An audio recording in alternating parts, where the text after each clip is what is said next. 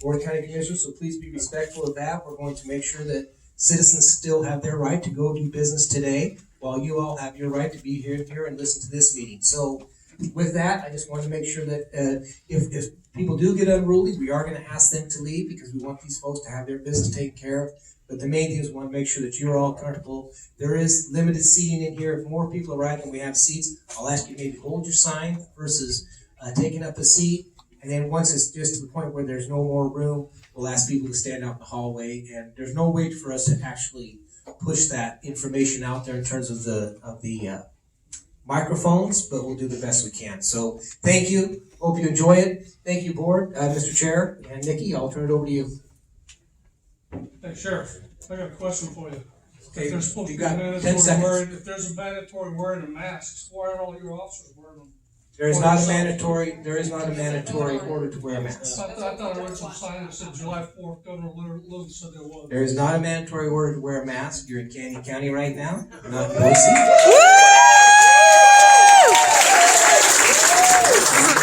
You're welcome to be here again in this room. So I'm not going to take any more questions. It's not my time. This is the board's time. I'm going to turn it over to them so they have their meeting. Thank you.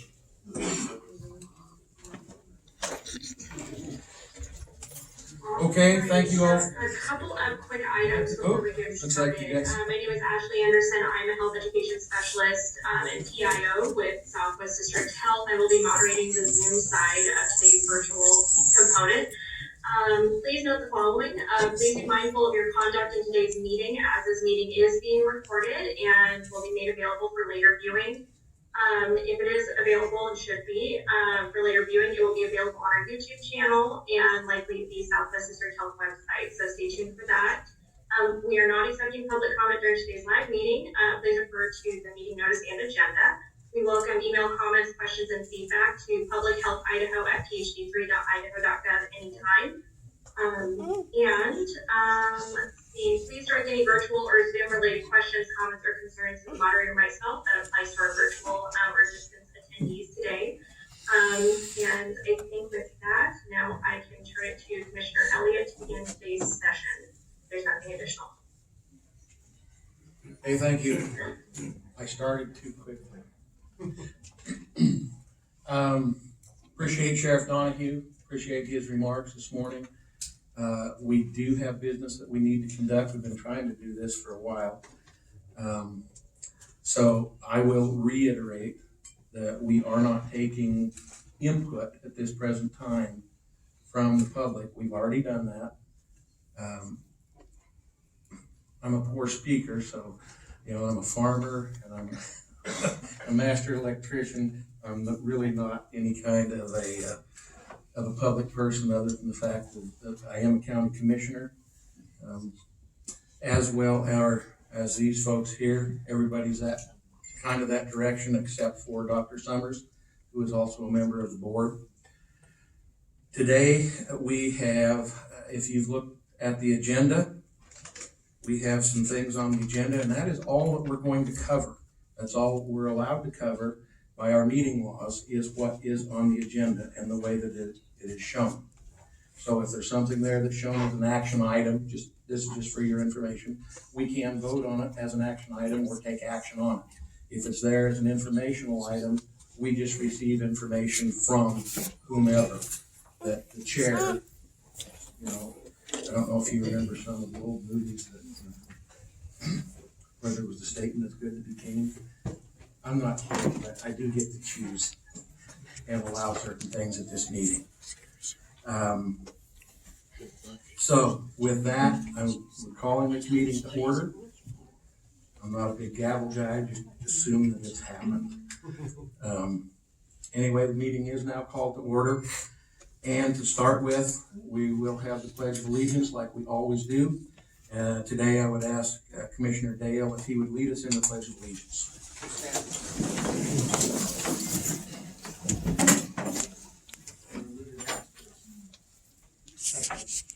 I pledge allegiance to the flag of the United States of America and to the republic for which it stands, one nation, under God, indivisible, with liberty and justice for all. Amen. Okay, thank you very much.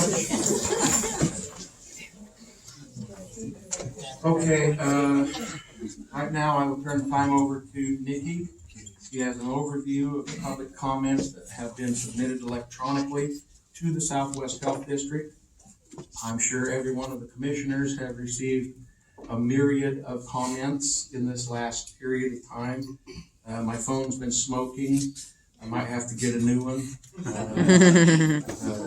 I also received a notice that my email cache is about full, so I'll have to have our county IT guy give me more room. But with that, we'll turn the time over to Nikki. Thank you, Mr. Chairman. I may also add that we have, I believe, 2 other board members joining remotely. Yes. Commissioner Nate Marvin from Washington County and Commissioner Georgia Hannigan from Fayette County. So my team, we worked to pull all the public comments that have been provided together in a brief summary to provide to the board. In your package, you have what was collected through the Survey Monkeys. We also collected data or comments from the Public Health Idaho email address that we have. We also had numerous phone calls that we received through our call center and to individual staff, as well as emails to individual staff, including myself. The comments, I just want to make sure and clarify that this wasn't a scientific poll, so these are estimates and summaries of the information. And we did not verify residency of people who provided comments that wasn't requested, although some provided it.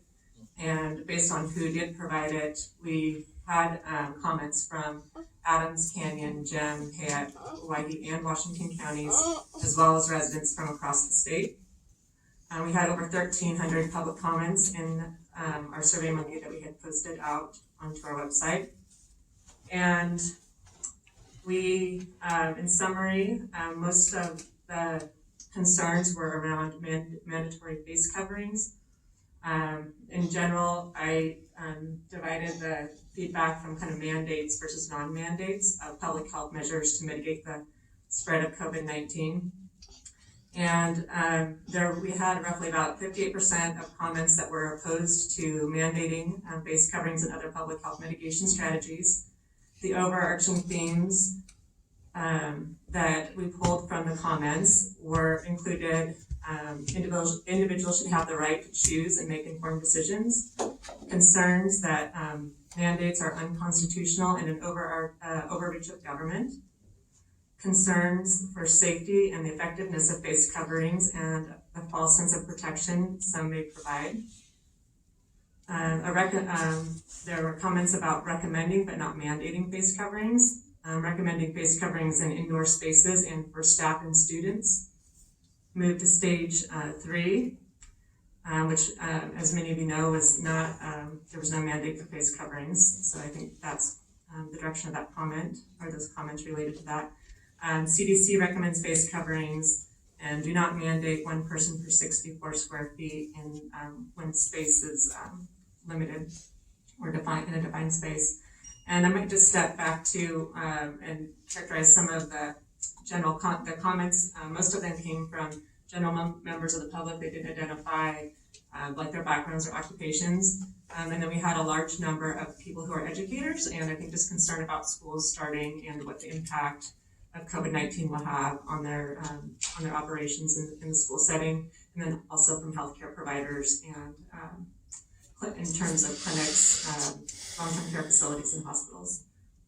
And then going back to the overview of the comments, about 42% of comments were in favor of mandating face coverings, rolling back to a previous stage, limiting mass gatherings or limitations of persons per square feet, and other mitigation strategies such as limiting large gatherings, delaying school opening, or using online methods for education.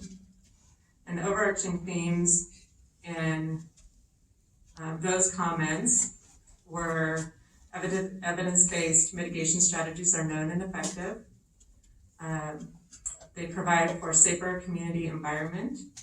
Stricter mitigation strategies will decrease my risk for exposure at work, and those comments primarily came from small business owners, teachers, and healthcare workers. Protect vulnerable populations, educate the community about face coverings, face covering mandate for business, and there were comments for private and there were comments for just public. Some were general. Face covering mandate for Canyon County. Short-term face covering mandate. So there's some comments on instituting a mandatory face covering for 14 days and then anywhere up to 60 days, depending on the comments. There were also comments about hospitals. Are the 42% that are asking for mandates? Indicate without implementing stronger community mitigation measures in place, ICU bed capacity will be exceeded by They're not mid-August. here. Concerns of increasing trends of new cases and their impact to the healthcare system, availability of personal protective equipment such as gowns and gloves, as well as testing supplies are beginning to be impacted and are less available now. Concerns for the capacity to provide necessary health care for non-COVID conditions with the surge in new COVID cases and the increasing trend of hospitalization.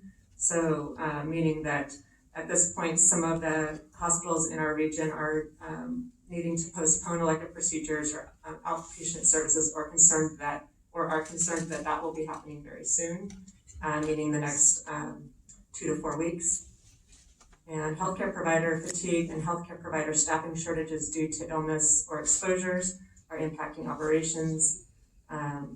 There were comments about limiting large and mass gatherings as well. And the last one I have on here is local public health authority has a responsibility to protect the health of the community.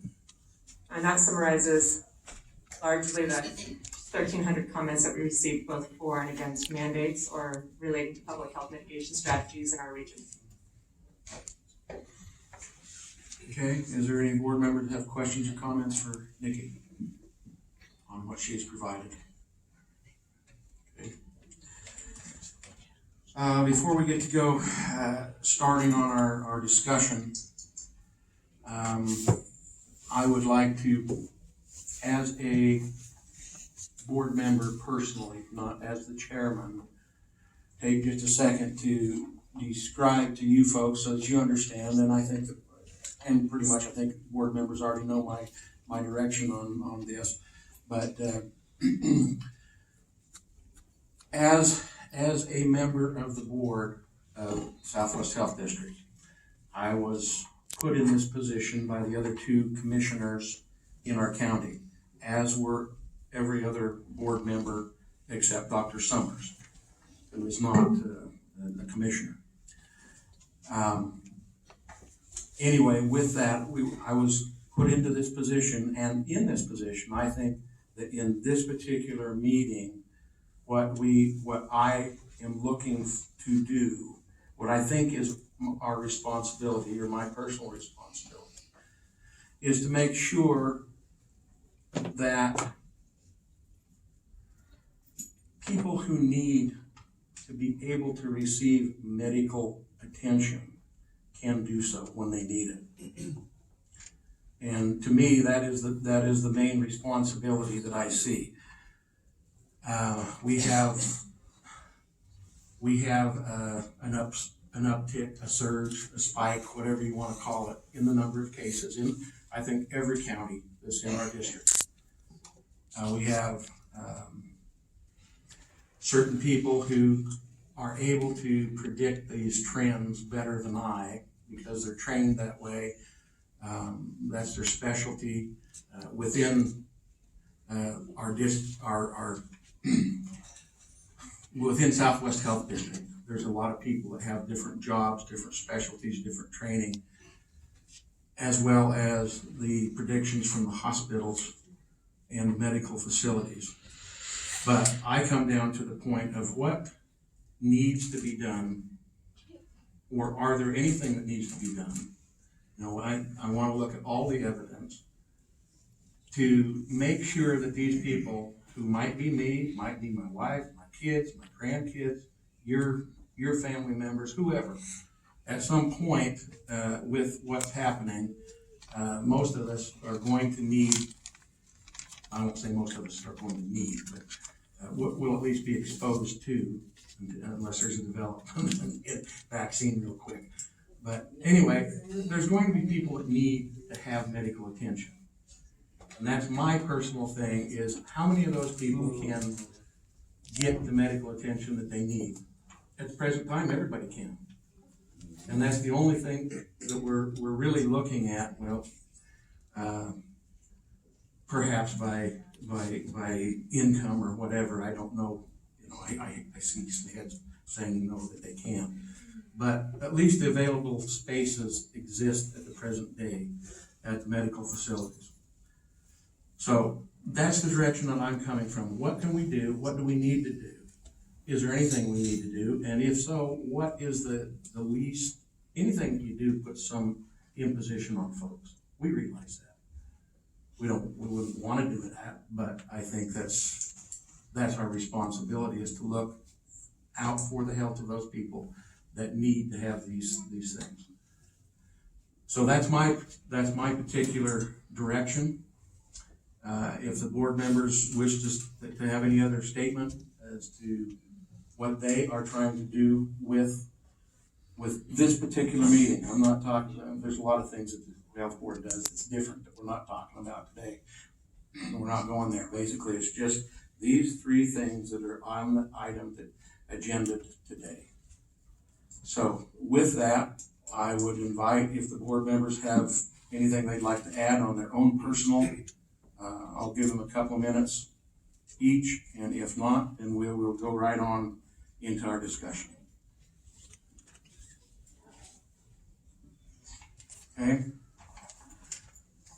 Okay, so, and I'm not speaking for the board again, I'll let them each speak for themselves, but it sounds kind of like that's the direction that we're looking.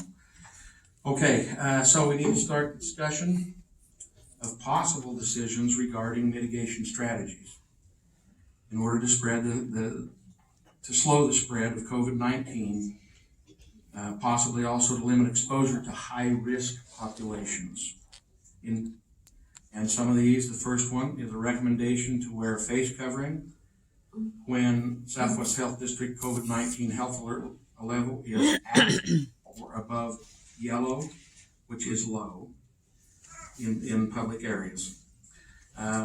We have put, Southwest Health District has put together, I don't know, has it been disseminated? Okay, so it's posted. Okay, so you can see there kind of what different levels we're looking at depending upon the numbers. Basically, they're all dependent on numbers. But you can go to the website. Evidently, this is there. You can look at it. I haven't looked at the website because I had the paper. And I'm way better on paper than I am on electronic stuff. Anyway, so that's what we're looking at when it's at or above the yellow in public areas where physical distancing of at least 6 feet between non-household members is not possible. The second thing we will discuss is a recommendation to limit the density of people at events to a minimum of 1 person per 64 square feet of space when the level is at or above yellow again, and possibly a recommendation to temporarily suspend visitation to older adult living and correctional facilities when new cases of COVID-19 are detected within the facility or when Southwest COVID-19 health alert level is red, which is the high level.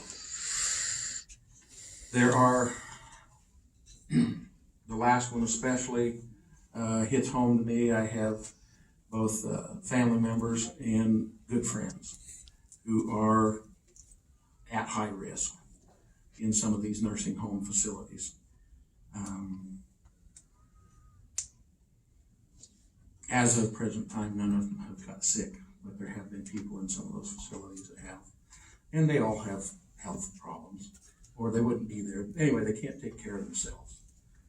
So to me, just as a societal thing, I think that's something we need to look at, to just be able to care about and try to protect that particular vulnerable population that can't do that for themselves. So with that, commissioners, I would stand for any discussion. If not, I will ask for some input. Mr. Chairman, Yes, ma'am. well, there's quite a few things. Mask mandates that have been put in place in other states. We're not talking about mask mandates. Okay. We are not bringing Do you it wanna up. talk It's about- not on the agenda. You brought up masks. Do you want to discuss that at all? Or, because I guess I'm talking about in the long-term healthcare facilities, they've already been wearing PPEs and masks for months. Yes, they have. And that is where the majority, I believe 80% of the deaths have happened. Correct. So I guess I'm concerned that if we put any more mandates on our long-term health care We are not speaking of a mandate, Vicki. Yes, sir. I appreciate What that. I have said is recommendation, Okay, and we will stick with that. okay. If you can't stay with that, then I won't call on you again. Yes, sir. No. That's okay. Okay, we are going by what is on the agenda. I know, I absolutely appreciate that. So, I guess I'm just concerned that if we put any more recommendations on some of these long-term healthcare facilities, that the mental health, consequences will be far worse than anything else that could happen. So I guess I'll just leave it at that, but those are my concerns, is that we're making things worse instead of better. Okay. It is not a mandate. Most of those facilities are private, and they've already put their own requirements in place. Yes, Commissioner. Mr. Chairman, we've, Hawaii County has already used this alert, red, yellow, minimum, red, yellow, and gray alert. We've already used it for our demolition derby. It's strictly for information for those people that go there, so they have an idea of that they're entering into an area that is at high risk. And I think that's a great thing for us to do. It's just a recommendation. If you're gonna go into an area like that, it's up to you to choose, but, wise decision would be either stay home or wear a mask, if you have any concerns. Otherwise, enjoy it. But we do know that after our, derby, that we have seen an increase in, positive tests in Hawaii County because of that. So, but the people had the freedom to choose which way they wanted to go. So. There's also more testing. Thank you. Yes, Commissioner Taylor. Yeah, Mr. Chair, I'll just make a couple of comments here. I think as we move forward with our recommendations, it is important, I think, to understand and accept. Underline those two words, understand and then accept that there are numerous opinions on all of these issues that we're talking about today. And just because somebody disagrees with you doesn't mean they're a bad person. We are in a state in our nation where we seem to be unable to disagree without saying that person's a crummy person because they disagree with you. That's not helpful. We also need to accept, and I understand and accept, that this COVID-19 virus is a serious health concern for our counties, for our cities, for our state, and for our nation. It's affecting all kinds of people in all kinds of ways. And it is serious. So I also personally largely accept the recommendations that have come down from the CDC as far as methodologies that can be used to mitigate and reduce the risk of contracting and the risk of spreading this virus. And I think where most of us are aware of those things, such as masks is one thing, hand washing, sanitizing surfaces, sanitizing areas, and for Pete's sake, if you're sick, stay home. So those are the kinds of things that CDC is I believe our folks at Southwest District Health and other health agencies are doing contact tracing to try to identify where the hotspots No. to try to identify where the hotspots of spread are occurring. No. What we have learned through this, and this is a method that we can do to make recommendations to how to protect ourselves. A lot of this spread is occurring private gatherings like graduation parties, weddings. I was at a wedding last Saturday, and they took the steps of requiring everybody at the wedding inside the building to wear a mask. It was a private party. No, Their boo. right to do that. Don't denigrate them for doing it. They did that of their own free will, and that's the way it ought to be. We're aware of those kinds of things. These are hot spots. We also know that work is a place where people are getting this as well. So we encourage people, I encourage people to take this seriously. And knowing where you're going to go is a hot spot. You can protect yourself and protect others as well. I will also say that we have seen in recent days that people are stepping up to take precautions.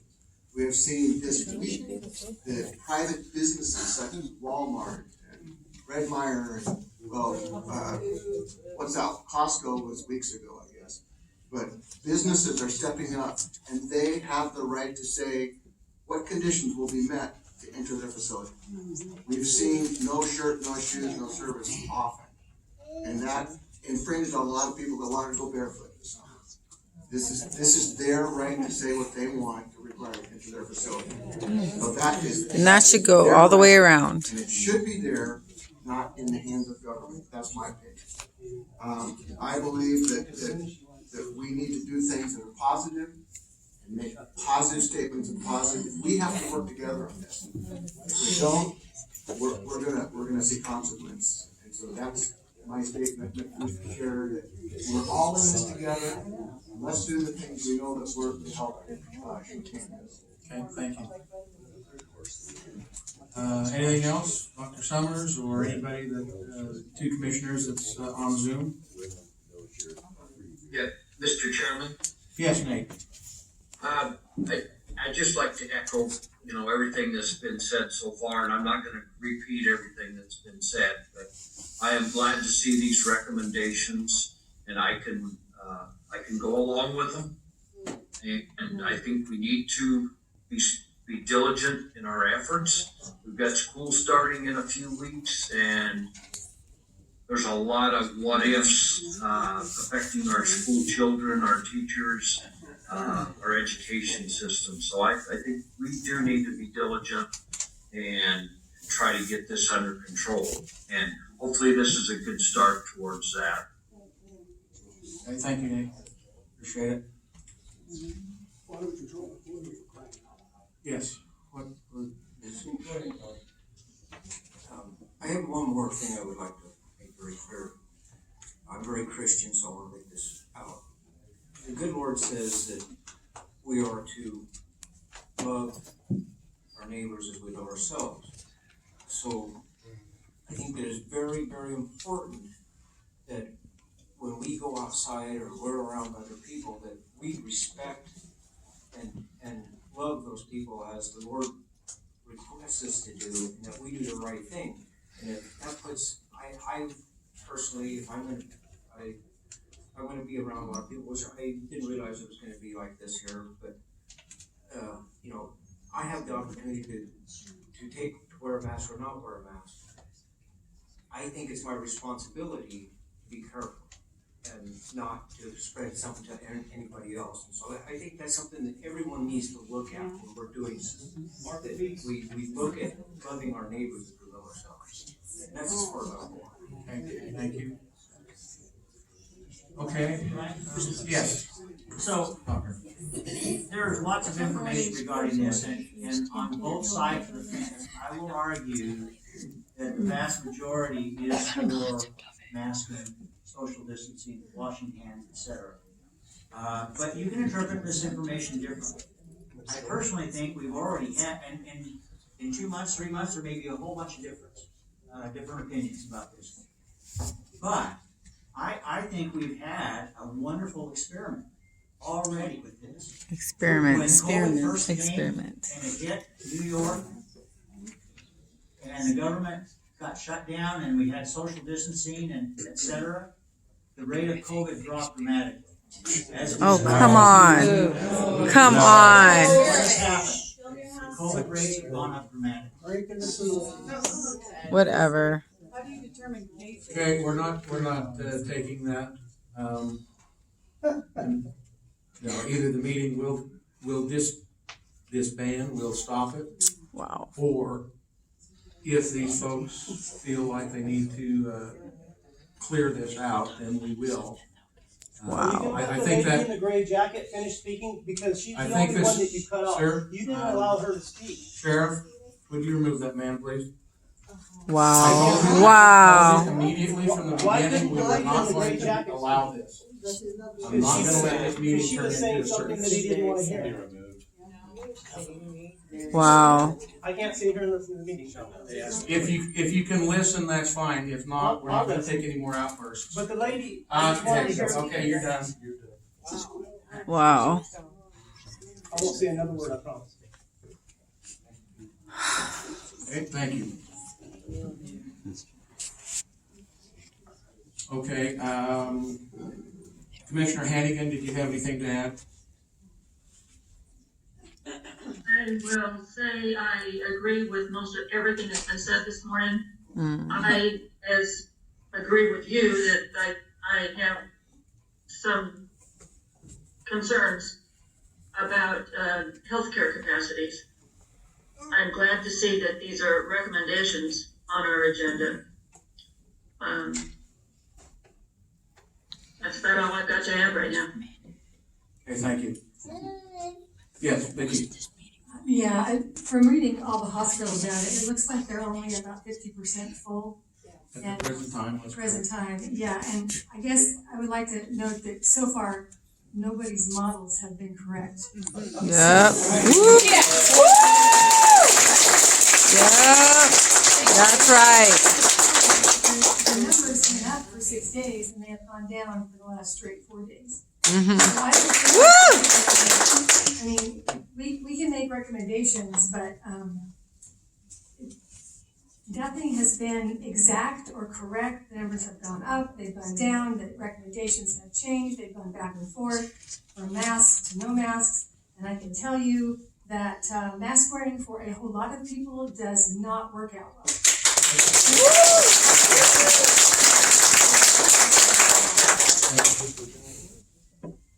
Okay, I go back to what Dr. Summers said. Yeah, this whole thing has been sort of an experiment. Who knew anything about COVID to start with? Nobody did. It was brand new. There's a lot of things that's been learned. There's a lot of treatments that's been tried. Most of them have failed. I guess some of them are somewhat effective. We don't have a real treatment that takes care of it yet. We don't have a vaccine that takes care of it yet. I would like to add one thing, just as an anecdotal thing. Yesterday in Jim County, I was told that we had 6 of our county employees that were sent home with COVID. One of them was a sheriff's deputy, worked in the sheriff's department, and he made a statement that shocked me. He said, "I thought this was all a farce." Well, I guess he knows that it isn't. Wow. I can't believe how many It's people a actually flu. believe that it doesn't exist. But anyway, just as an anecdotal something that, like I said, that I couldn't Tell really his little believe stories. people Is that on the, understand that it's real. Is that on the real. agenda? What the answer to it is, nobody has that yet. Okay. Mr. Chair, Yes, Tom. I'll just say one other thing. I'm gonna try to avoid using the M word. But in my opinion, and what I've learned after